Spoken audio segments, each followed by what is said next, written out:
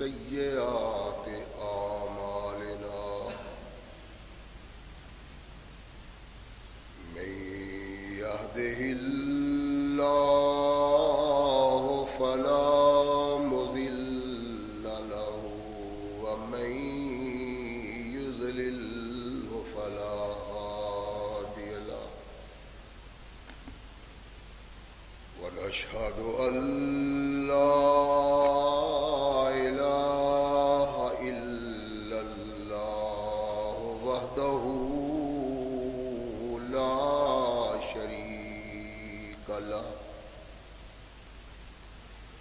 ونشهد أن محمدا عبده ورسوله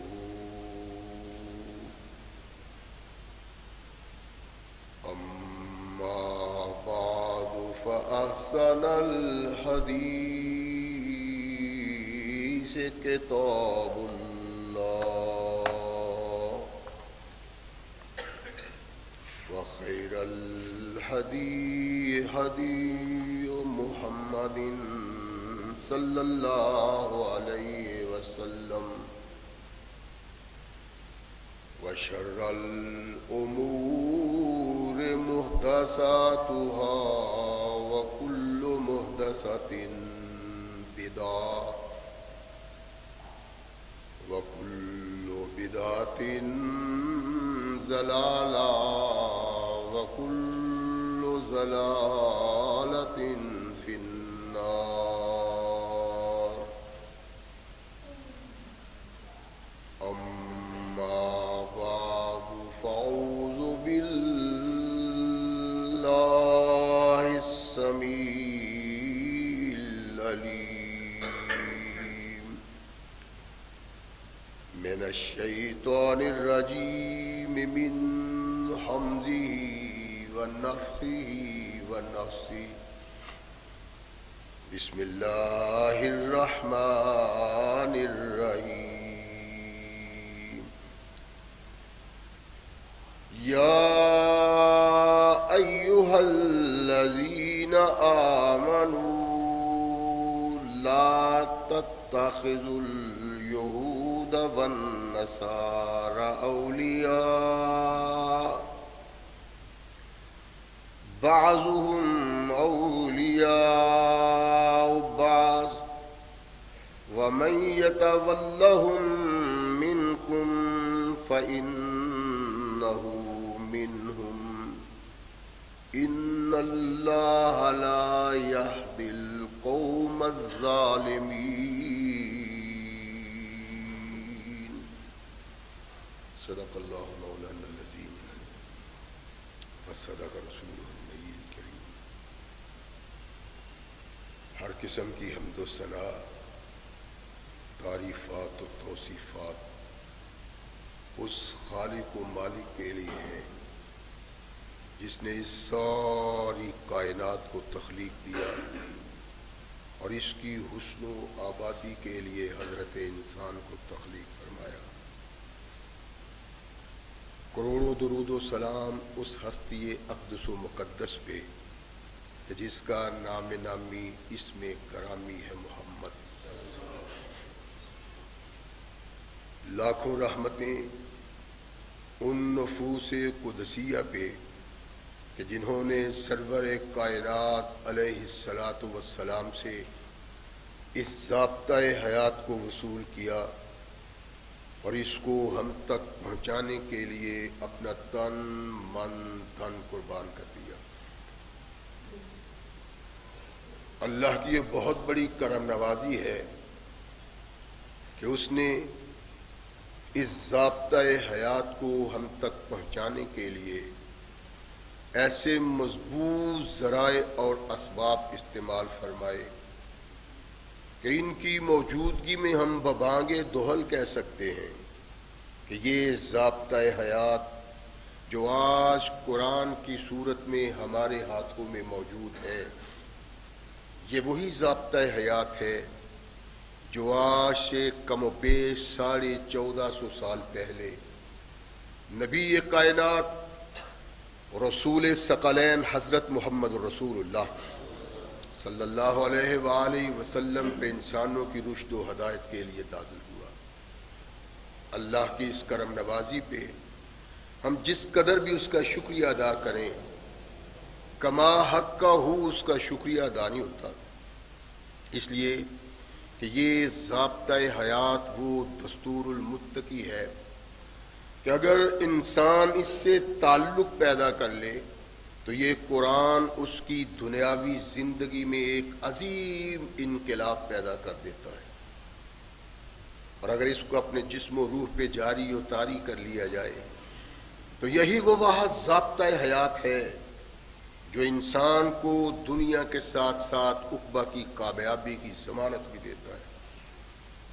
مگر صدحیف ایسے ضابطۂ حیات کی موجودگی کے باوجود آج ہم تختہ ارض پہ اتنی بد نصیبی کی زندگی بسر کر رہے ہیں کہ شاید کوئی دوسری قوم اس سے بڑھ کے بد نصیب نہ ہو۔ اس کا سبب وہی جو ہمارے کردار سے ظاہر ہوتا ہے، اس قرآن سے اعراض اور محمد رسول اللہ صلی اللہ علیہ وسلم سے پہلو تہی۔ قرآن جب نازل ہوا تو اس کا انسانوں سے عہد تھا کہ جو لوگ مجھ سے وابستہ ہو جائیں، مجھ سے رہنمائی چاہیں، میں ان کے اندر ایسا انقلاب پیدا کروں گا کہ ان کی زندگی کے لیل و نہار بدل جائیں گے، اور تمام قوموں میں کوئی قوم ایسے عرفہ اور اعلیٰ مقام پہ فائز نہیں ہو سکتی۔ اللہ کا یہ عہد تھا، تو کیا یہ عہد پورا کیا اللہ نے؟ تاریخ اٹھائیں، حدیث اٹھائیں تو ہمیں اس بات کا احساس ہوتا ہے کہ واقعی جن لوگوں نے قرآن سے تعلق پیدا کیا، اللہ نے ان کو اتنا عظیم بنایا کہ مخالفت تو کرتا ہے لیکن ان کی عظمت کو سلام بھی کرتا ہے۔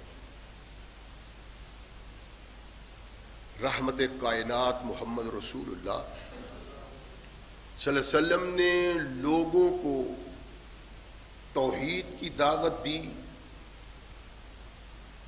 لوگ بڑھتے ہیں نبی رحمت محمد رسول اللہ کی طرف، لیکن اکابر چودھری انانیت کے علم بردار اس کا انکار کرتے ہیں۔ رحمت کونین علیہ الصلوۃ والسلام مکہ میں آنے والے لوگوں کو تبلیغ کرتے ہیں جو باہر سے آتے ہیں، ایک ایک دو دو سے مل مل کے۔ حج کے موقع پہ اگر کوئی آتا ہے، عمرہ کے لیے آتا ہے، تو اللہ کے نبی ان سے ملتے ہیں اور ان کے سامنے قرآن رکھتے ہیں، قرآن پیش کرتے ہیں انہیں، اور اپنے آنے کا مقصد بتلاتے۔ مکہ کے لوگ تو محض اس لیے نبی رحمت محمد رسول اللہ صلی اللہ علیہ وسلم کی مخالفت کرتے تھے کہ وہ یہ سمجھتے تھے کہ اگر محمد کو قائد مان لیا، ان کو لیڈر مان لیا، تو اپنی چودراہٹ تو ختم۔ اس خوف اور اس ڈر سے بڑے لوگ اللہ کے نبی علیہ الصلوۃ والسلام کے قریب نہیں پھٹکتے تھے، لیکن باہر سے آنے والے لوگ جب محمد رسول اللہ صلی اللہ علیہ وسلم کی بات سنتے، قرآن سنتے، تو ان کے دل میں قرآن اثر کرتا اور محمد رسول اللہ صلی اللہ علیہ وسلم کا فرمان۔ چنانچہ باہر سے آنے والے لوگ محمد رسول اللہ صلی اللہ علیہ وسلم سے وابستہ ہونا شروع ہوئے۔ عرب کا ایک علاقہ یثرب بھی تھا جہاں سے کافی تعداد میں لوگ مکہ آ کے محمد رسول اللہ سے ملاقات کرتے۔ 6 افراد مکہ آئے ہوئے ہیں۔ اللہ کے نبی علیہ الصلوۃ والسلام نے دیکھا کہ ایک خیمے میں بیٹھے ہوئے آپس میں باہم گفتگو کرتے۔ رحمت کونین محمد رسول اللہ صلی اللہ علیہ وسلم ارشاد فرمایا، بھائی میں آپ کے خیمے میں آ سکتا ہوں؟ چشم ماں روشن دل ماں شاد، آئیں تشریف لائے۔ اللہ کے نبی خیمے میں داخل ہوئے، انہیں بتلایا کہ مجھے اللہ نے رسول بنایا ہے، پیغامبر بنایا ہے، اللہ نے مجھے نبی منتخب کیا ہے ان انسانوں کی رہنمائی کے لیے، تاکہ ان کا ٹوٹا ہوا رشتہ ان کے اللہ سے جوڑ دوں، غیر اللہ سے ان کو دور کر دوں، اللہ کے قریب کر دوں۔ وہ تنہا مالک و مختار ہے، اس کے علاوہ کائنات میں کوئی مالک اور کوئی مختار نہیں، کوئی طاقت کا مالک نہیں ہے، کسی کے پاس اختیار نہیں ہے۔ رحمت کونین محمد رسول اللہ صلی اللہ علیہ وسلم کی زبان سے یہ الفاظ سنتے ہیں تو وہ 6 کے 6 آدمی ایک دوسرے کی طرف دیکھتے اور پھر اشارتاً ایک دوسرے کو کہا کہ یہ تو وہی شخص نظر آتا ہے جس کے متعلق یہودی کہتے ہیں کہ ایک آنے والا آئے گا، تو پھر ہم تمہارا علاج کریں گے۔ تو کہیں یہودی آگے نہ بڑھ جائیں۔ رحمت کائنات محمد رسول اللہ صلی اللہ علیہ وسلم کے ہاتھ پہ بیعت کرتے ہیں کہ یا محمد صلی اللہ علیہ وسلم، ہم اللہ کی توحید کے قائل ہوتے ہیں اور آپ کو رسول مانتے ہیں، آپ کو نبی مانتے ہیں۔ کچھ احکامات سیکھے نبی رحمت محمد رسول اللہ سے، اور جب یہ مدینہ پہنچے جو یثرب تھا تو وہاں جا کے اپنے عزیز و اقارب، اپنے دوستوں احباب کے سامنے محمد رسول اللہ کا یہ پیغام پیش کیا اور ان کو بتلایا کہ ان کی گفتگو کا انداز، ان کا چہرہ مہرہ، ان پہ آنے والا کلام یہ ظاہر کرتا ہے کہ یہ وہی نبی ہے جس کے انتظار میں یہودی مدینہ میں آ کے ٹھہرے ہوئے ہیں، یعنی یثرب میں۔ اللہ کے نبی علیہ الصلوۃ والسلام کی باتیں سنائیں، لوگوں کے دلوں میں اس بات کا اثر ہوا۔ اگلے سال 12 آدمی محمد رسول اللہ کے حضور حاضر ہوتے، ان میں ایک یہ بھی شخصیت ہے جو منتظر ہے اس بات کی کہ محمد رسول اللہ سے ملاقات ہو اور ان کا چہرہ دیکھو، ان سے باتیں ہوں۔ اس کے دل میں عجیب سوچیں پیدا ہوتی ہیں، دوسروں سے ہٹ کے اس کا ذہن ہے۔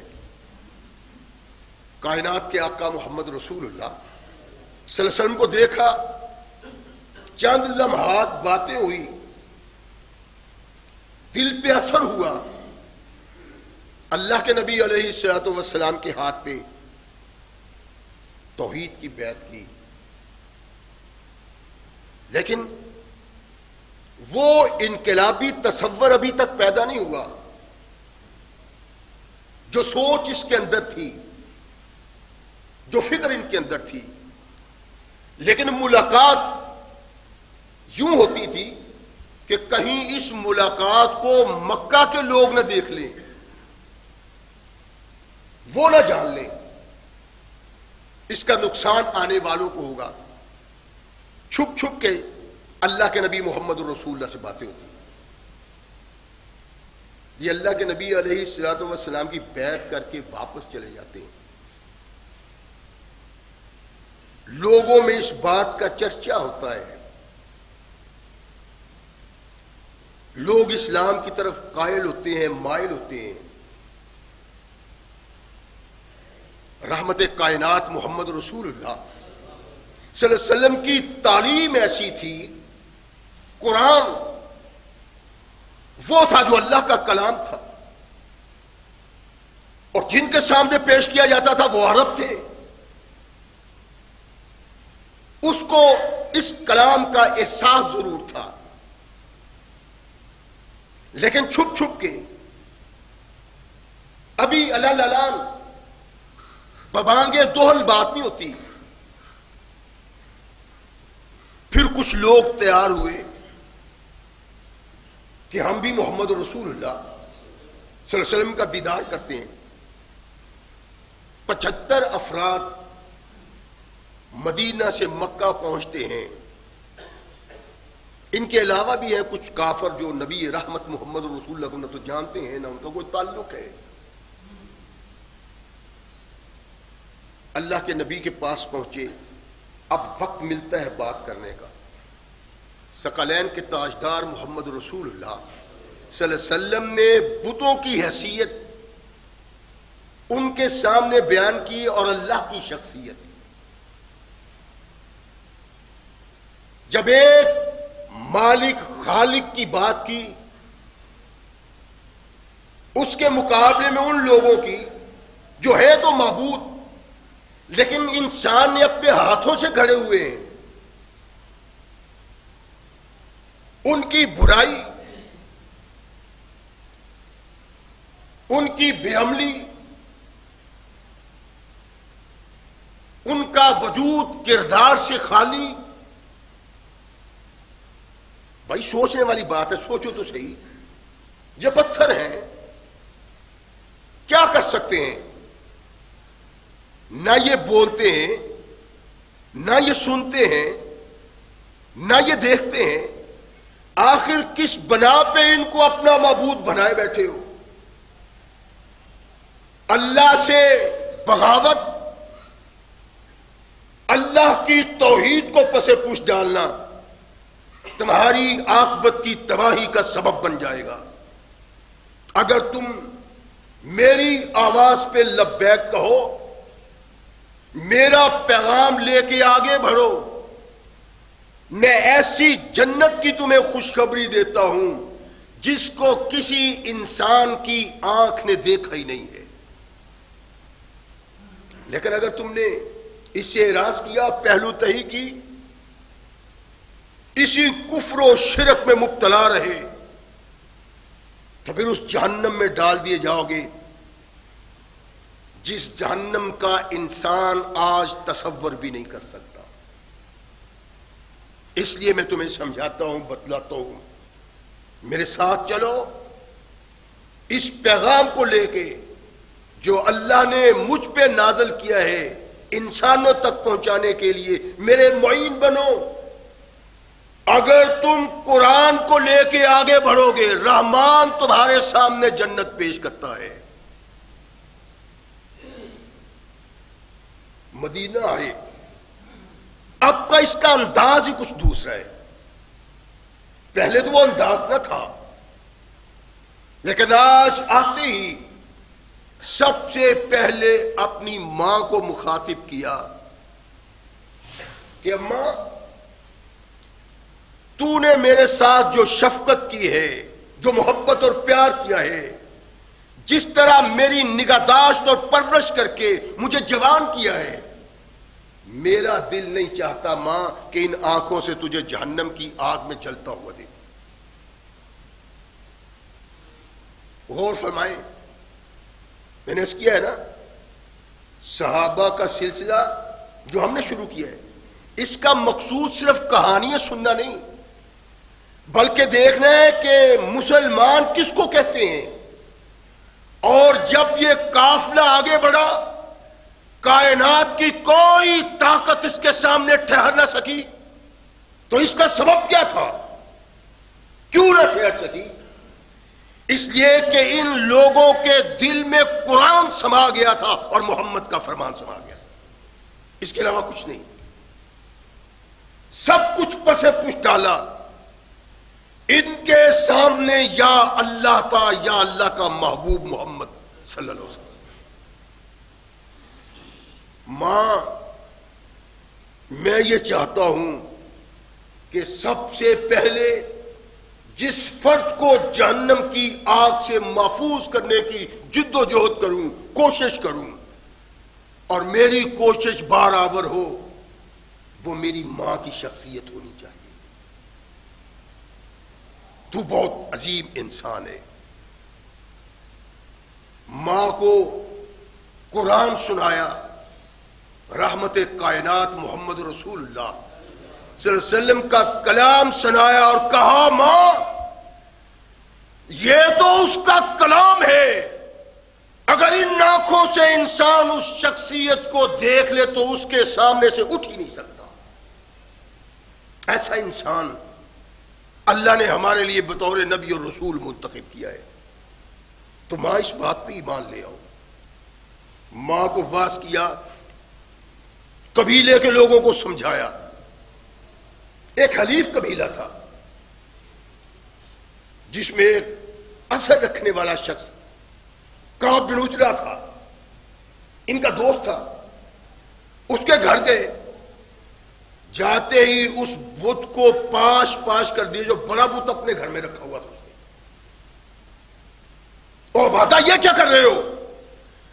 کہنے لگے تمہیں بتلا رہا ہوں کہ جن کو تم معبود سمجھتے ہو، جس کو مالک و مختار سمجھتے ہو، جس کو قادر مطلق سمجھتے ہو، اس میں اتنی طاقت نہیں کہ میری ٹھوکروں سے اپنے آپ کو محفوظ کر سکے، اور جو میری ٹھوکروں سے اپنے آپ کو محفوظ نہیں کر سکتا، جس کو میں نے چکنا چور کر دیا ہے، تو ایک سردار ہونے کی حیثیت سے یہ سمجھتا نہیں؟ اس کے سامنے سجدہ ریز ہوتے ہو، اس کے سامنے سر جھکاتے ہو۔ کائنات کا خالق و مالک وہ ہے جس کے اختیار میں سب کچھ ہے، اس ساری کائنات کو جس نے تخلیق دیا ہے۔ اور ہمیں بھی مقصود، مطلوب انبیاء اور رسول اللہ کا یہ تھا کہ ہمارا ٹوٹا ہوا تعلق اس اللہ سے جوڑ دیا جائے جس نے اس دنیا میں محض اس لیے بھیجا کہ ہمارا امتحان ہو۔ یہ امتحان گاہ ہے۔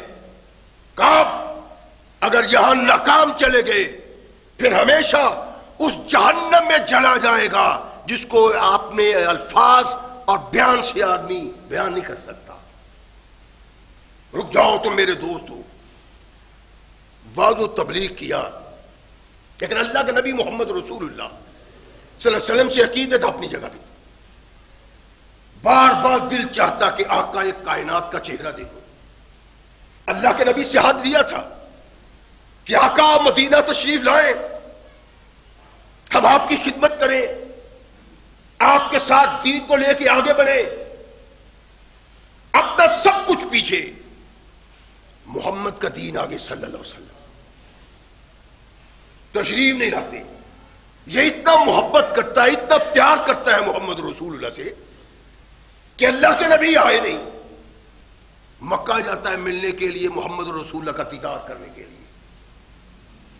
پھر آیا، پھر تبلیغ کی، پھر دیدار کے لیے چلا گیا۔ دل تڑپتا ہے، اللہ کا قرآن لوگوں کو سناتا ہے، رحمت کائنات کا پیغام سناتا ہے، اور لوگوں کو بتلاتا ہے کہ جس کا پیغام سنا رہا ہوں وہ دیکھنے والی شخصیت ہے۔ اب لوگ بھی منتظر ہیں محمد رسول اللہ کے۔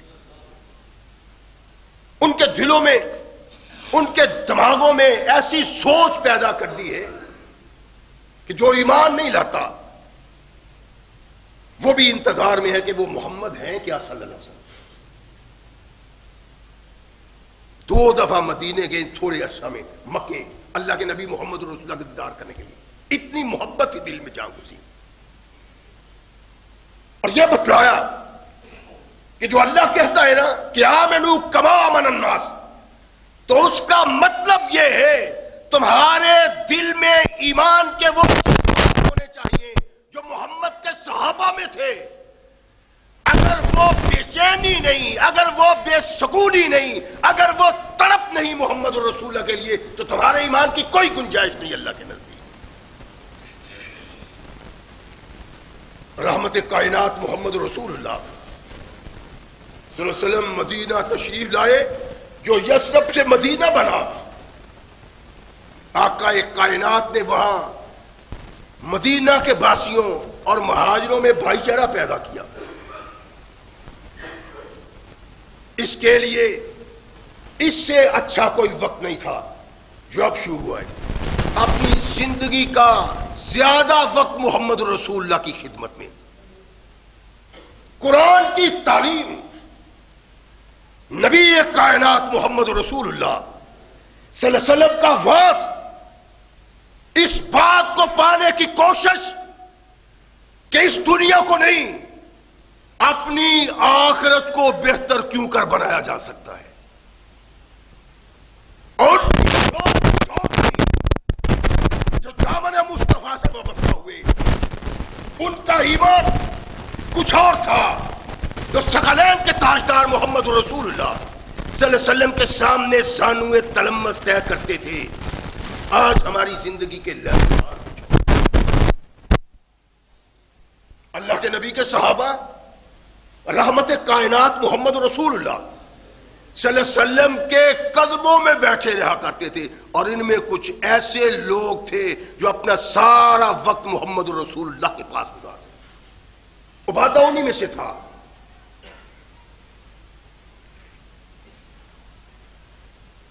یثرب کی بستی یہودیوں اور بت پرستوں پہ مشتمل تھی۔ یہودی بڑے طاقتور تھے، دولت مند تھے، اور یہ لوگ بتاتے تھے ان کو کہ ایک نبی آنے والا ہے، جب وہ آئے گا اس کی قیادت میں ہم جہاد کریں گے، اور پھر ہمارا قافلہ بڑھتا ہی چلا جائے گا، نہ کوئی ہماری عزت کا مقابلہ کر سکتا ہے، نہ کوئی شرف کا مقابلہ کر سکتا ہے، اور نہ ہمارا میدان کارزار میں مقابلہ کر سکتا ہے آنے والا جب آئے گا۔ تو آ گیا؟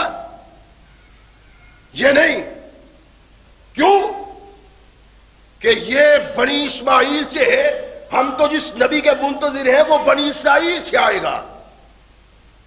رحمت کونین محمد رسول اللہ یہودیوں کو بتلاتے ہیں کہ سنو، اپنی کتابوں کا مطالعہ کرو، اپنے علماء کو کہیں کہ حق بات کہیں، اگر وہ حق بات کہیں گے تو تمہیں بتائیں کہ میں محمد وہ شخصیت ہوں جس کے متعلق تورات میں ذکر کیا گیا ہے، جس کا انجیل میں ذکر کیا گیا ہے، میرے علاوہ کوئی دوسری شخصیت نہیں ہے۔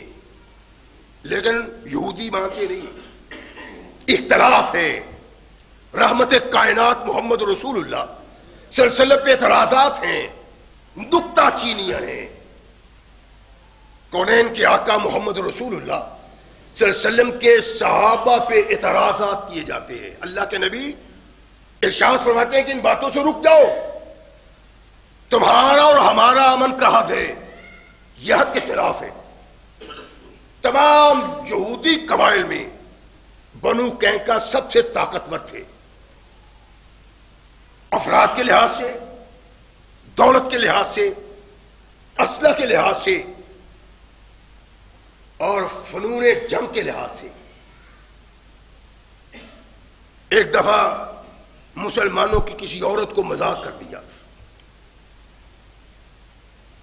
مسلمان مشتعل ہوئے، جھگڑا ہوا، ایک مسلمان شہید ہوا، ایک یہودی مر گیا۔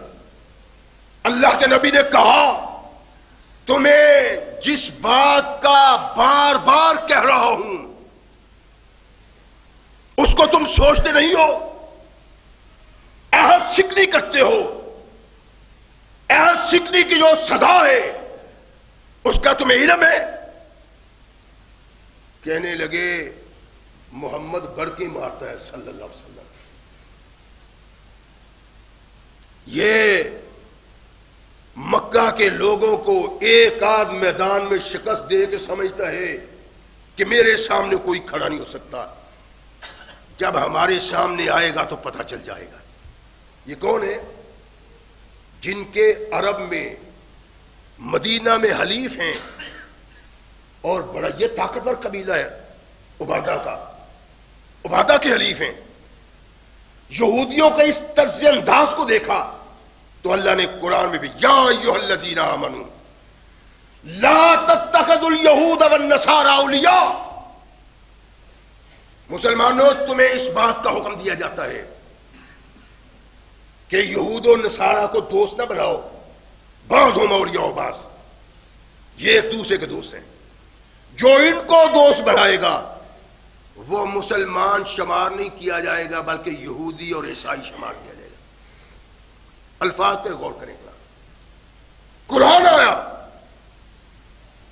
عبادہ زبردست حلیف تھے بنو قینقاع. عبادہ نے قرآن سنا تو اعلان کیا کہ بنو قینقاع سے میں اپنے تعلقات کو توڑ دیتا ہوں. پہچان کرنی ہے محمد رسول اللہ کے صحابہ کی. ان کی زندگی کیا تھی، ان کی سوچ کیا تھی، ان کا فکر کیا تھا، ان کے خیالات کیا تھے.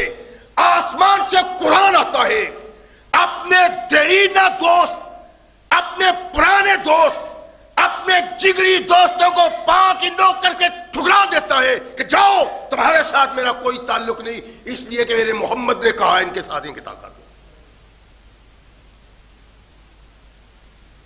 یوں ہی نہیں اللہ نے کہا کہ ان کی طرف دیکھو. ایک فکر تھی، ایک سوچ تھی جس سے احساس ہوتا تھا کہ مسلمان کس کو کہتے ہیں. مسلمان وہ ہے جس کے سامنے قرآن کی آیت آ جائے، محمد کا فرمان آ جائے، ایک لمحہ انتظار کیے بغیر اگر وہ اپنا سر نہیں جھکاتا اس کے سامنے تو اس کی مسلمانی مخدوش ہے.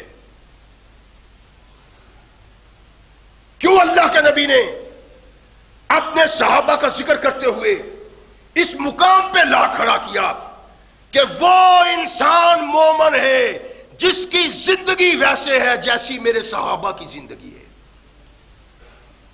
آج تختہ عرش پہ ذلیل و خوار ہیں ہم، پریشان ہیں ہم. اس ذلت کا سبب کیا ہے؟ ہم نے قرآن کو پس پش ڈالا ہوا ہے، نبی رحمت محمد رسول اللہ صلی اللہ علیہ وسلم کو پس پش ڈالا ہوا. اللہ کے نبی پہ قرآن آیا، صحابی رسول نے لبیک کہتے ہوئے فوراً اپنا تعلق بنو قینقاع سے توڑنے کا اعلان کر دیا. یہ بہت پرانے حلیف تھے، ایک دوسرے کے معاون، ایک دوسرے سے تعاون کرنے والے، ایک دوسرے کے ساتھ مل کے لڑنے والے، ایک دوسرے کی طاقت، اپنی پرانی طاقت، دوستی کو اور یارانے کو ایک لمحہ سوچے بغیر انہوں نے ٹھکرا دیا. قرآن کہتا ہے، محمد رسول اللہ نے رحمت کائنات محمد رسول اللہ صلی اللہ علیہ وسلم نے جب ان لوگوں کو گرفت کی تو ارشاد فرمایا تم نے عہد کو توڑا ہے اس لیے تمہاری خیر نہیں. ارشاد فرمایا کہ ان کے علاقے کا محاصرہ کر لو. وہ لوگ قلعے میں داخل ہو گئے، 15 دن قلعے میں رہے، لیکن آخر ہتھیار پھینکنے پڑے. محمد صلی اللہ علیہ وسلم ہم تمہاری بات مانتے ہیں اور کوئی شرط نہیں. ارشاد فرمایا کہ اب تم مدینہ میں نہیں رہ سکتے، سب کچھ لے جاؤ، ہتھیار نہیں لے جا سکتے اور مدینہ کو چھوڑ دو. رحمت کائنات محمد رسول اللہ کا فیصلہ ہے. اور اس فیصلے کے بعد جس کو نگران بنایا گیا وہ ان کا دیرینہ حلیف، پرانا دوست عبادہ بن صامت تھا کہ یہ دیکھنا ہے کہ یہ ہتھیار نہ لے جائیں. اور نگرانی اسی شخص نے کی ہے. کونین کے آقا محمد رسول اللہ صلی اللہ علیہ وسلم کا بڑا مقبول و محبوب ہے. یہ نبی رحمت علیہ الصلوۃ والسلام کی رہنمائی،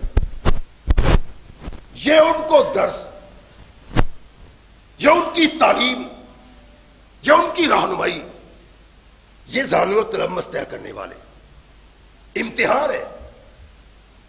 رحمت کائنات محمد رسول اللہ تشریف فرما ہے 9 ہجری کو آقا نے چاہا کہ دور و دراز جو لوگ مسلمان ہو گئے ہیں ان سے زکوٰۃ و صدقات وصول کیے جائیں جا کے، تو مختلف لوگوں کو منتخب کیا، عبادہ کا بھی انتخاب ہوا۔ عبادہ، تجھے زکوٰۃ و صدقات وصول کرنے کے لیے میں بھیجنا چاہتا ہوں، لیکن سن لو، ایک ایک پل کا اللہ نگران ہے، ایک ایک حرکت کا نگران ہے۔ عبادہ، جب تم جاؤ عامل بن کے تو کوئی چیز ادھر کی ادھر نہیں ہونی چاہیے۔ ایسا نہ ہو قیامت کا دن ہو اور جانور فریاد کر رہے ہوں۔ اللہ کے نبی محمد رسول اللہ ارشاد فرماتے ہیں کہ زکوٰۃ لانی ہے، اس میں کمی بیشی نہیں ہونی چاہیے۔ ایک لمحہ کے لیے کوئی بکری، کوئی گائے، کوئی اونٹ، عبادہ تمام چیزیں اپنے نبی کے حضور آ کے پیش کرنی ہے، کوئی چیز آگے پیچھے نہ ہو۔ رحمت کائنات محمد رسول اللہ صلی اللہ علیہ وسلم کی باتیں سنتا ہے۔ اللہ کے نبی جب خاموش ہوئے تو مورخ لکھتا ہے کہ اس کی آنکھوں سے آنسو جاری ہو گئے۔ اللہ کے نبی والذی ارسلک بالحق،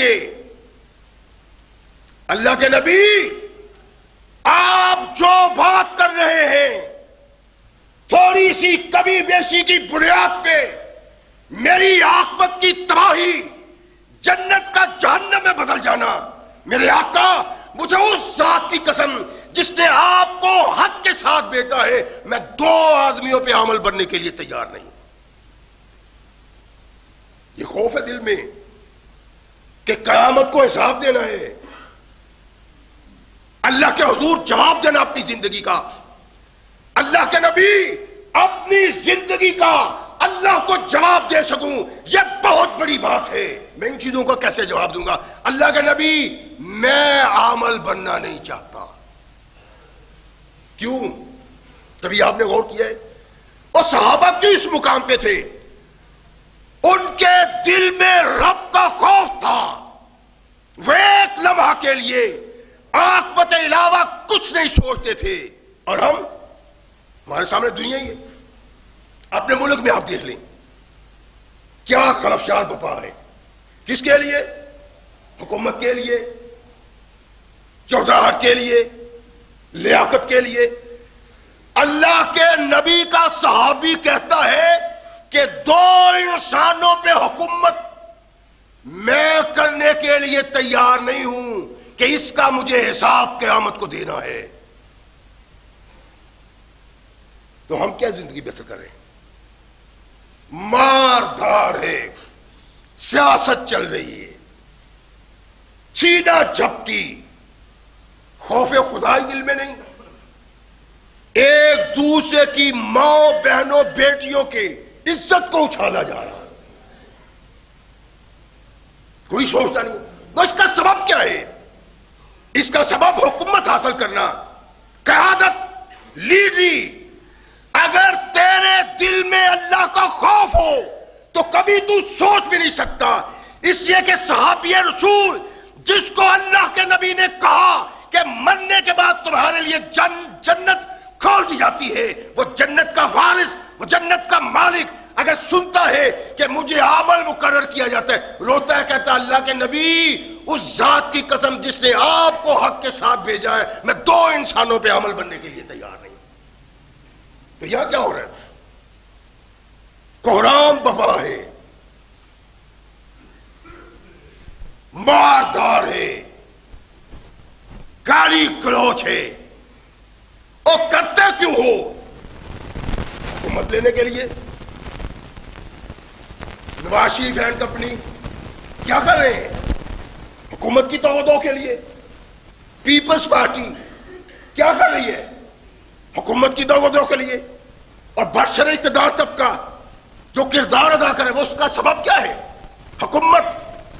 حکومت ان کے لیے ہے جو رب اور رسول کے مطیع و منقاد ہیں اور جن کے دل میں رب کا خوف ہو. وہ محمد رسول اللہ کے صحابہ دو آدمیوں کی قیادت کے لیے تیار نہیں ہوتے. یہاں کوہرام بابا ہے، ماردار. اللہ کے نبی، میں نہیں چاہتا رحمت کائنات محمد رسول اللہ صلی اللہ علیہ وسلم کا چہرہ مسکرا اٹھا کس صحابی کی بنا پہ جو کونین کے آقا محمد رسول اللہ کا خالص شاگرد ہے اور قریبی مخصوص. اللہ کے نبی نے دوبارہ نام نہیں لیا. کیوں؟ اس لیے کہ سرور کونین محمد رسول اللہ صلی اللہ علیہ وسلم نے اس کو پسند کیا کہ ایک انسان کے دل میں اللہ کا اتنا خوف ہے کہ وہ قیادت دو آدمیوں کی قبول کرنے کو تیار نہیں. اور رسول ثقلین نے ارشاد فرمایا جو آدمی ہم سے مانگتا ہے نا حکومت کا عہدہ اس کو ہم کبھی نہیں دیں گے. اللہ کے نبی نے ساری زندگی کسی اس انسان کو کوئی عہدہ نہیں دیا جو اللہ کے نبی کے پاس آ کے کہتا اللہ کے نبی مجھے بھی خدمت کا موقع دیں. رحمت کائنات نے نہیں کیا. تو یہاں یہ سب کچھ کیوں ہو رہا ہے؟ ایک دوسرے کی عزت اچھال رہے ہیں. اب ایک نیا کوہرام بپا ہے. فوج کے خلاف کسی مسلم لیگ کے ایم این اے سابق ایم این اے نے کوئی بات کر دیا. کیا کیا ہے کہ ابھی نندن کو اس لیے چھوڑا ہے کہ بھارت نے دھمکی دی تھی کہ اگر 9 بجے تک رات ابھی نندن کو نہ چھوڑا گیا تو ہم تم پہ اٹیک کر دیں گے. اگر یہی بات ہے، لوگ ایک دوسرے کو برا کہہ رہے ہیں کہ دیکھیں جی فوج پہ اعتراض کر دیا ہے، فوج کو بلیم دیا ہے. یہ بات نہیں. اس کا جواب کیا ہے؟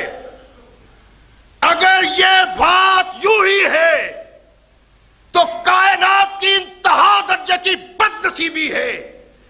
ڈوب مرنا چاہیے ان لوگوں کو جو ایک کافر سے یوں گھبراتے ہیں، یوں ڈرتے ہیں کہ اس کی تیز آنکھ کو برداشت کرنے کے لیے تیار نہیں. کیا کرنا ہے ہم نے ان ٹینکوں کو؟ کیا کرنا ہے اس ایٹم بم کو؟ ہمارے سامنے کشمیر میں بیٹیوں کی عزتوں کو پامال کیا جاتا ہے، قتل و غارت ہوتا ہے. حکومت کے کان پہ جوں نہیں رینگتی اور حکومت نے چھینا جھپٹی ہے. کائنات کے آقا محمد رسول اللہ صلی اللہ علیہ وسلم نے ارشاد فرمایا تھا مانگنے والے کو نہیں دیں گے. اب ہمارے سر پہ برسر اقتدار وہی ہوتے ہیں جو مانگنے والے ہوتے ہیں. در در پہ جا کے فقیروں کی طرح ٹکڑے مانگتے پھرتے ہیں، ووٹ مانگتے پھرتے ہیں. برسر اقتدار آ گئے تو کہتے ہیں جب ہمارے خلاف کو بات کرتا ہے ہماری عزت پہ حرف آ جاتا ہے. یہ لوگ پاکستان میں کبھی بھی وہ انقلاب پیدا نہیں کر سکتے جو انقلاب قرآن چاہتا ہے اور جو محمد رسول اللہ چاہتے ہیں. اس لیے کہ آنے والے لوگ باغی ہیں محمد رسول اللہ کے اور باغی ہیں اسلام کے. عرض کیا اللہ کے نبی میں یہ نہیں چاہتا، میں تو صرف یہ چاہتا ہوں کہ آپ کے قدموں میں بیٹھ کے قرآن کی تعلیم حاصل کروں اور قرآن کو لوگوں تک پہنچاؤں. آپ نے بھی کبھی سوچا یہ؟ وہ کہتے ہیں قیادت کی ضرورت نہیں، لیڈری کی ضرورت نہیں، برسر اقتدار آنے کی ضرورت نہیں. تو کیا چاہتے ہو؟ عرض کیا محمد کے حضور حاضر رہ کے قرآن کی تعلیم حاصل کر کے لوگوں کو محمد رسول اللہ کی دعوت دینے کی سوچ. یہ ہے محمد رسول اللہ کے صحابہ کا دل. اللہ کے نبی علیہ الصلوۃ والسلام کے پاس رہتے ہیں اور تعلیم حاصل کی. پہلی درسگاہ جو باقاعدہ درسگاہ بنی وہ کونین کے آقا محمد رسول اللہ صلی اللہ علیہ وسلم کی درسگاہ تھی جس میں اہل صفہ تعلیم حاصل کرتے تھے. اللہ کے نبی ان صحابہ کو تعلیم دیتے. اللہ کے نبی ان کو زندگی بسر کرنے کا شعور بتلاتے، اللہ کے نبی ان کو اپنی جان کو اللہ اور رسول کے لیے وقف کرنے کی تعلیم دیتے۔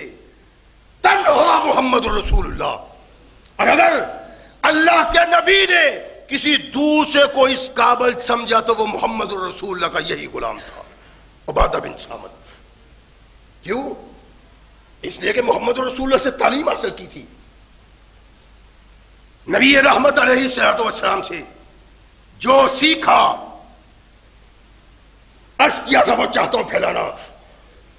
اصحاب صفہ میں اس کی تبلیغ کرتے ہیں، اصحاب صفہ کو بتاتے ہیں مدینہ میں صرف اس وقت تک 5 صحابی حافظ قرآن ہیں، ان میں یہ بھی حافظ قرآن ہے، اور جب قرآن پڑھتے تھے اس طرح سوز اور ساز کے ساتھ انسان پہ وجد طاری ہو جاتا۔ آقا کائنات نے ارشاد فرمایا کہ عبادہ یہ قرآن تو اپنی زبان سے محمد کے ان غلاموں کو نہیں سکھاؤ۔ تو آج کے غلامی کا بڑا دعویٰ ہے، دیکھا نہیں آپ نے پچھلے جمعے غلامی کا دعویٰ؟ چوکوں میں، بازاروں میں، گلیوں میں مانگت چلے پھرتے ہیں، چھوٹے چھوٹے بچے جوان مانگتے پھرتے ہیں محمد رسول اللہ کے نام پہ۔ اور یہ دین نہیں، یہ اسلام نہیں، اسلام عزت اور وقار کا نام ہے۔ تم اسلام کی عزت اور وقار کو روڑ رہے ہو۔ رحمت کائنات محمد رسول اللہ صلی اللہ علیہ وسلم نے اپنے ساتھ اپنے اس غلام کو صحابہ کی رہنمائی کے لیے منتخب کیا۔ وہ خوش نصیب آدمی تھا جس مدرسہ کو محمد رسول اللہ صلی اللہ علیہ وسلم نے شروع کیا اور خود اس کے معلم تھے۔ اگر کوئی دوسرا معلم رحمت کائنات محمد رسول اللہ صلی اللہ علیہ وسلم نے مدرسے سے وابستہ کیا ہے تو وہ عبادہ بن صامت تھے، اسی میں مشغول ہے۔ پھر ان کی زندگی اس کمال کی زندگی ہے کہ اگر کوئی شخص ماپنا چاہے تو اس کو ماپ نہیں سکتا۔ رحمت کائنات محمد رسول اللہ صلی اللہ علیہ وسلم اس جہان سے تشریف لے گئے، یہ واعظ و تبلیغ ہے، اور صرف واعظ و تبلیغ نہیں، یہ جہاد کا بھی بہت بڑا مجاہد تھا، جس کے متعلق فاروق اعظم نے کہا کہ عبادہ 1000 آدمی پہ بھارو ہے۔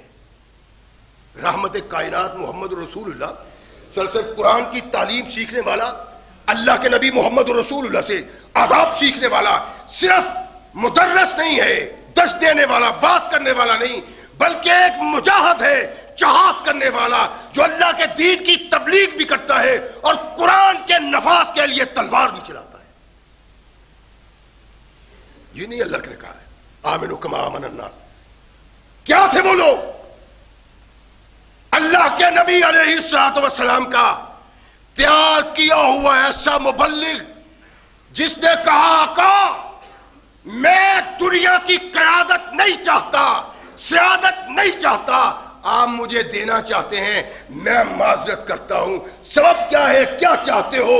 اللہ کے دین کو پھیلانا اپنی زبان سے بھی اور اپنی تلوار سے بھی۔ یہ ایمان، یہ مسلمان۔ یزید بن ابی سفیان رضی اللہ تعالیٰ عنہ شام میں جہاد کر رہے ہیں، فاروق اعظم کو عرض کی امیر المومنین شام میں اسلام کی تبلیغ اور تعلیم کی بڑی ضرورت ہے، اور ایسا معلم چاہیے جو واقعی اسلام کی خدمت کر سکے۔ یزید بن ابی سفیان کا پیغام فاروق اعظم کو پہنچا تو غور کیا کہ ایسا کون انسان ہے جو محمد رسول اللہ کا پیغام ویسے پہنچائے جیسے پیغام پہنچانے کا حق ہے۔ اللہ کے بندو، مر جانا ہے، اور پھر جو آثار نظر آتے ہیں وقت بھی تھوڑا ہی نظر آتا ہے۔ انقلاب پیدا کرو، اور اللہ کے نبی آئے، لوگ وابستہ ہوئے، ان کی وابستگی نے جو نتیجہ نکالا وہ یہ تھا کہ دنیا بھی ساتھ ساتھ چلے گی، آخرت بھی ساتھ ساتھ چلے گی، لیکن آخرت آگے ہوگی، دنیا پیچھے ہوگی۔ اس نے کہا تھا اللہ کے نبی مجھے قیادت نہیں چاہیے، میں تو اپنی تلوار سے اسلام کی خدمت کرنا چاہتا ہوں، اپنے علم سے اسلام کی خدمت کرنا چاہتا ہوں، یہ چاہتا ہوں۔ رحمت کائنات محمد رسول اللہ صلی اللہ علیہ وسلم نے اس کی باتیں قبول کی تو فاروق اعظم کو بھی اس کا احساس تھا۔ فاروق اعظم نے بلایا کہ عبادہ اس شام میں جاؤ، وہاں یزید بن ابی سفیان کا پیغام آیا ہے کہ یہاں واعظ کی ضرورت ہے، تبلیغ کی ضرورت ہے، تو اگر کوئی ویسے تبلیغ کر سکتا ہے، اگر کوئی اس کا حق ادا کر سکتا ہے تو وہ تو ہے۔ شام گئے، صحابی رسول، نبی کائنات کا مبلغ، تبلیغ کی اور رپورٹیں اچھی آ رہی ہیں اس فاروق اعظم کو۔ یزید بن ابی سفیان کا انتقال ہو گیا، اب اس کی جگہ سیدنا فاروق اعظم نے معاویہ بن ابی سفیان کو شام کا گورنر بنا دیا۔ بات آگے چلتی ہے، ایک وقت آیا کہ ایک مجلس میں بیٹھے ہوئے ہیں، وہاں عبادہ ایک حدیث بیان کرتے ہیں، سیدنا امیر معاویہ رضی اللہ عنہ کا انکار کرتے ہیں کہ یہ نبی پاک کا فرمان نہیں۔ عبادہ بہت تیز آدمی تھے، سخت گیر آدمی تھے، انہوں نے کہا معاویہ میں کہتا ہوں اللہ نے یہ، اللہ کے نبی نے یہ فرمایا، تم مجھ پہ الزام رکھتے ہو، میں رب کے نبی پہ جھوٹ لگا رہا ہوں، اللہ کی قسم یہ رحمت کائنات محمد رسول اللہ صلی اللہ علیہ وسلم کا فرمان ہے، اگر تیری سوچ کے خلاف ہے، اگر تیری فکر کے خلاف ہے، اس بنا پہ اس کا انکار کرتا ہوں، تو ایک زمین پہ عبادہ اور معاویہ اکٹھے نہیں رہ سکتے۔ ایک رسول مقبول علیہ الصلوۃ والسلام کا فرمان جس کا انکار نہیں کیا سیدنا امیر معاویہ نے، لیکن اعتراض یہ کیا کہ یہ آپ اکیلے نے سنی ہے، ارشاد فرمایا ہاں یہی ہے، اور جو حدیث کی بات کے خلاف آواز اٹھاتا ہے میں اور وہ دونوں ایک جگہ پہ اکٹھے نہیں رہ سکتے۔ عبادہ مدینے، فاروق اعظم کو پتہ چلا کہ عبادہ واپس آ گئے۔ عبادہ کیا بات ہے؟ اس کی امیر المومنین میں نے حدیث بیان کی تھی، معاویہ نے میرے ساتھ اختلاف کیا ہے اور جھگڑا کیا ہے، میں اس کے ساتھ وہاں نہیں رہ سکتا۔ فاروق اعظم نے جو الفاظ ارشاد فرمائے وہ عبادہ کے سر کا ایسا تاج ہے جو قیامت ارجع الی مکانک، جہاں سے آئے ہو لوٹ جاؤ۔ عبادہ اللہ تعالیٰ اس زمین کو خراب کر دے گا، لستا فیہا، جس زمین میں تو نہیں ہے، یعنی تیری شخصیت ایسی بابرکت اور اللہ کی محبوب شخصیت ہے، جس زمین پہ تیرا وجود ہوگا وہاں قرآن ہوگا، محمد کا فرمان ہوگا۔ جاؤ واپس۔ اور ایک خط سیدنا امیر معاویہ کے نام لکھ دیا کہ تم گورنر و شام کے کرو حکمرانی، تیرا قانون نافذ ہوگا، لیکن آج کے بعد عبادہ کے معاملہ میں تو نے کوئی کسی قسم کی بدعت نہیں۔ یہ صحابی رسول اور یہ اس کی زندگی، یہ اللہ چاہتے ہیں، اس کے علاوہ اللہ کو کچھ مقرر نہیں ہے، اس لیے کہ کردار ایسا تھا کائنات میں کوئی دوسرا ایسا کردار ادا کر نہیں سکتا۔ کونین کے آقا محمد رسول اللہ صلی اللہ علیہ وسلم کی حدیث کے سلسلہ میں ذرا کمی بیشی ہوتی تو آپ سے باہر ہو جاتی۔ آپ بھی غور فرمائیں، آپ کمی بیشی نہیں، حدیث کو اٹھا کے پھینک دو، لیکن آپ کی جبین پہ تیوری نہیں آتی. وعدہ اتنے سخت ہیں معمولی بات پہ جو رسول ثقلین کا فرمان اگر اس کی مخالفت نظر آئے تو آپ نے شکار ہو جائے. مدینہ میں ایک شخص کو دیکھا عبداللہ بن عباس، اس کے ہاتھ میں چڑیا ہے، آگے بڑھے، اس کے ہاتھ کو جھپٹا، چڑیا پکڑ کے اڑا دی. فرمایا تجھے خدا کا خوف نہیں آتا؟ تم مسلمان ہو، رحمت کائنات نے ارشاد فرمایا ہے یہ حرم ہے، یہاں شکار حرام ہے، اور تو چڑیا پکڑ رہا ہے. تیر نہیں مارا اسے، گلیل سے نشانہ نہیں مارا، بس چڑیا کو پکڑ لیا ہے. چڑیا کو پکڑنا گوارا نہیں کہ کائنات کے آقا محمد رسول اللہ صلی اللہ علیہ وسلم نے ارشاد فرمایا ہے یہ حرم کی جگہ ہے، جہاں شکار کرنا حرام ہے. یہ تصور محمد رسول اللہ کے صحابہ نے جو دیا ہے تو یہ کیوں دیا ہے؟ اللہ نے کہا تھا آمنو کما آمن الناس. کردار دیکھو میرے محمد کے صحابہ کا، اگر مومن بننا چاہتے ہو وہ کردار اپناؤ، اگر تمہارا وہ کردار نہیں تمہارا ایمان خطرے میں پڑا.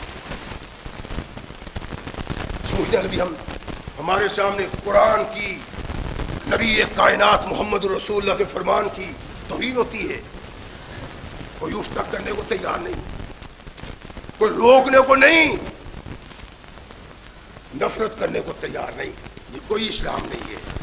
اسلام یہ ہے جو کائنات کے آقا محمد رسول اللہ صلی اللہ علیہ وسلم کے صحابہ میں بتلا رہے ہیں. اللہ کے نبی نے کہا تھا کہ جنتی، اللہ کے نبی کون؟ فرمایا مانا علیہ واصحابی، میرا کردار اور میرے صحابہ کا کردار. کردار کیا ہے؟ انسانیت کی رہنمائی، انسانیت سے محبت، انسانیت سے شفقت. کس صورت میں؟ کہ اگر وہ ظلم کرتا ہے تو اس کا ہاتھ روکو، یہ بھی شفقت ہے، یہ بھی محبت ہے. نبی یہ کائنات محمد رسول. تو صحابہ کا کردار یہ تھا کہ امیر معاویہ گورنر ہیں لیکن ان کی گورنری کو ترجیح نہیں دی، بلکہ جھگڑا کیا ان کے خلاف اور کہا جو محمد کی حدیث کو نہیں مانتا. مانتے تھے لیکن کہہ رہے تھے کہ یہ نبی رحمت محمد رسول اللہ نے نہیں فرمایا. کہا کہ میں اس انسان کے ساتھ ایک زمین پہ اکٹھا نہیں رہ سکتا. کردار تو یہ ہونا چاہیے ایک مسلمان کا. عموماً تو یہ ہے رحمت کائنات محمد رسول اللہ صلی اللہ علیہ وسلم نے ان لوگوں کو کیا کردار دیا تھا، ان کی کیا سوچ تھی، ان کے کیا افکار تھے، ان کے کیا خیالات تھے. ذرا غور فرمائیں. بستر مرگ پہ پڑے ہیں، احساس ہے کہ میں مر رہا ہوں، لیکن لوگ آتے ہیں عبادہ طبیعت کیسی ہے، کہتے ہیں الحمدللہ الا کل حال. مر رہے ہیں، انہیں پتہ ہے، انہیں احساس ہے کہ میں جا رہا ہوں، لیکن کہتے ہیں الحمدللہ، اللہ کا شکر ہی شکر ہے، اللہ کا احسان ہی احسان ہے. جب وقت بالکل قریب آ گیا تو ارشاد فرمایا اپنے بیٹے کو کہ بیٹا جاؤ، جو میرے دوست و احباب تھے نا ان کو بلا کے لاؤ، میرے ہمسایوں کو بلا کے لاؤ، میرے غلاموں کو بلا کے لاؤ. سب لوگ اکٹھا ہو گئے. اللہ کے نبی کا محبوب صحابی، جا کنی کا عالم ہے، لوگ اکٹھے ہوئے. حکم، ارشاد فرمایا بھائی تم میں سے اگر کسی کے ساتھ میں نے زیادتی کی ہے، ظلم کیا ہے، چینا جھپٹی کی ہے، برا کہا ہے، مارا ہے، تو میں اس کو دعوت دیتا ہوں اپنا انتقام مجھ سے لے لے. ساتھی خاموش ہیں. کہا اللہ کے بندو میں چاہتا ہوں میرے مرنے سے پہلے پہلے ہر مظلوم جو خود کو مظلوم سمجھتا ہے وہ مجھ سے انتقام لے لے، میرا جسم حاضر ہے. لوگ پریشان ہیں. اتنا عظیم انسان، قرآن کا دائی، تلوار کا دھنی، جس نے زبان سے اسلام پھیلایا، جس نے تلوار سے اسلام پھیلایا، وہ کہنے لگے تم تو ہمارے بزرگ ہو، ہم سے شفقت کرتے رہے ہو، محبت اور پیار کرتے رہے ہو. ارشاد فرمایا نہیں، اگر کوئی ہے تو لو انتقام. سب لوگوں نے کہا کہ نہیں. کہا معاف کر دیا تم نے؟ ہاں جناب. کہنے لگے یہ میں نے اس لیے کیا تھا کہ آج تمہاری مار برداشت کر سکتا ہوں، کل اللہ کی مار برداشت نہیں کر سکتا. کردار صحابی. بڑے فاضل عالم علامہ صاحب، پیر صاحب، امام صاحب نے بھی مرتے ہوئے یہ کہا ہے، کوئی کہہ نہیں سکتا. یہ وہ کہتا ہے جس کے دل میں اللہ کا خوف ہو. یہ وہ کہتا ہے جو جہنم کی آگ سے ڈرتا ہو. یہ وہ کہتا ہے جو جنت کا طالب ہو. صحابہ غیر صحابہ بیٹھے ہوئے ہیں. ارشاد فرمایا کہ دیکھو 181 روایات نبی رحمت محمد رسول اللہ صلی اللہ علیہ وسلم سے انہوں نے بیان کی. 181 صحابہ بھی ہیں، تابعین بھی ہیں. کہا کہ جو میں نے رسول ثقلین سے سنا تھا میں نے وہ سب کچھ تمہیں بتلا دیا ہے، لیکن ایک حدیث آج تک نہیں بتلائی. مرتے ہوئے آخری لمحات ہیں. ایک حدیث کیوں نہیں بتلائی؟ یہ نہ مورخ نے بتلایا ہے، نہ کسی حدیث میں اس کی وضاحت آئی ہے کہ وہ کس بنا پہ انہوں نے حدیث بیان نہیں کی. تو آج میں بیان کر رہا ہوں.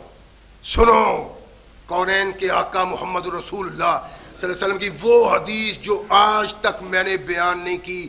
کہیں قیامت کو میرا گریبان نہ اللہ تھام لے، تیرے تک محمد کا ایک پیغام موجود تھا، تو نے کیوں پہنچایا نہیں؟ آپ پہنچاتے ہیں. ساری امت. مولوی ٹھیکیدار نہیں ہے.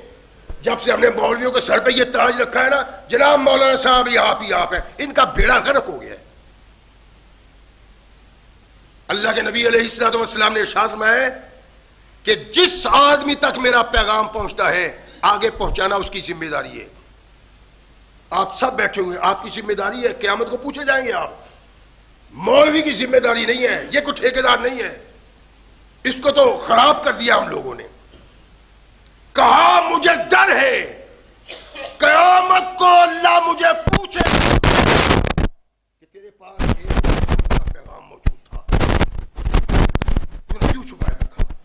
اس لیے اس ڈر خوف کی بنا پہ میں تمہارے سامنے بیان کر رہا ہوں. اللہ کے نبی کا یہ محبوب رسول ثقلین کی حدیث بیان کر کے خاموشی اختیار کرتے ہیں کہ جان جان آفریں کے سپرد ہو جاتی ہے. ایک ہچکی آتی ہے اور معاملہ ختم ہوتا ہے. اس کی ابتدا کیا تھی؟ انتہا کی زبردست تبلیغ. اپنوں کو، پرایوں کو، بتوں کو توڑ کے بتلایا کہ ان میں کوئی طاقت نہیں، ان کی کوئی حقیقت نہیں. رب وہ ہے جس کو محمد کہتے ہیں صلی اللہ علیہ وسلم. رحمت کائنات محمد رسول اللہ صلی اللہ علیہ وسلم. صحابہ پتہ کیا کہا کرتے ہیں؟ اتبعوا آثارنا ولا تبتدعوا. دیکھیں بات کیا ہے محمد رسول اللہ کے صحابی کے فرمانوں. اللہ، رسول اور رحمت کائنات محمد رسول اللہ صلی اللہ علیہ وسلم نے تیسری شخصیت بیان کی، وہ صحابہ. ان کے کردار پہ زندہ رہنا اصل زندگی. صحابی رسول کہتے ہیں ہمارے آثار پہ چلو، اس کی پیروی کرو، بدعت اختیار کرو. اس کا مطلب ہے اللہ، رسول اور رسول اللہ کے صحابہ آنکھ اٹھا کے ان کی طرف دیکھنا چاہیے، تعلیم حاصل کرنی چاہیے، ان کے کردار سے اپنا کردار بنانا چاہیے. وہ جو ان کا کردار ہے اگر اس سے ہٹ کے ہے